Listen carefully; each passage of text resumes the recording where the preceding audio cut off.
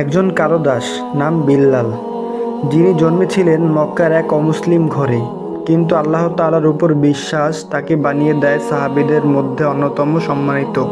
তিনি যখন ইসলাম গ্রহণ করলেন, তখন তার মালিক উমাইয়া ইবনে খালফ তাকে নির্যাতন করত পাথরে চেপে, জ্বলন্ত বালুর উপর শুয়ে রেখে। কিন্তু জানেন তিনি কি বলতেন সেই ভয়ঙ্কর কষ্টের মধ্যেও? আহাদ আহাদ, অর্থাৎ আল্লাহ এক, আল্লাহ এক। তার ইমানের দৃঢ়তা এতটা ছিল যে কোনো নির্যাতনই তাকে ভাঙতে পারেনি। এক সময় হযরত আবু বকর রাদিয়াল্লাহু তাআলা আনহু এসে বললেন, এই মানুষটিকে আমি মুক্ত করব। তিনি দাসের দাম দিয়ে বিল্লাল রাদিয়াল্লাহু তাআলা আনহুকে কিনে দিয়ে মুক্তি দিলেন। এরপর এই দাস মানুষটি হয়ে উঠলেন ইসলামের প্রথম মুয়াজ্জিন, যিনি নবীজির মসজিদে প্রথম আজান দিয়েছেন। এমনকি নবীজির ওফাতের পর তিনি আর মদিনা থাকতে পারেননি, কারণ মদিনার বাতাসে ছিল রাসূলের গন্ধ।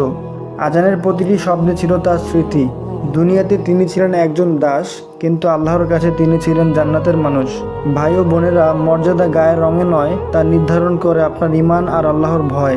জাযাকাল্লাহ খাইর। ভিডিওটি ভালো লাগলে লাইক দিন, আর ইসলামিক আলো ছড়িয়ে দিতে চ্যানেলটি সাবস্ক্রাইব করুন।